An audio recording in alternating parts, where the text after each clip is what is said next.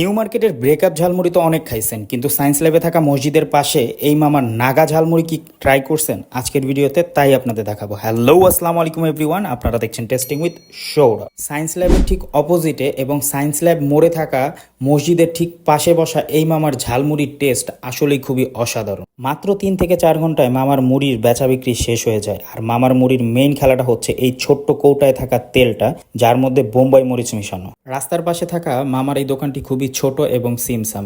All time যেন এই দোকানে ভিড় লেগেই থাকে, কিন্তু বৃষ্টির কারণে হয়তো আজকে ক্রেতার উপস্থিতি কম। কিন্তু আমি সায়েন্স ল্যাবে গেলে এই মুড়িটি অবশ্যই ট্রাই করি। মুড়ি অর্ডার করার সাথে সাথেই মামা তার ঝালমুড়ি তৈরি করার প্রসেস শুরু করে দেয়। এর যতটুকু হাইজিন মেনটেন করা পসিবল মামা কিন্তু তা করেছে।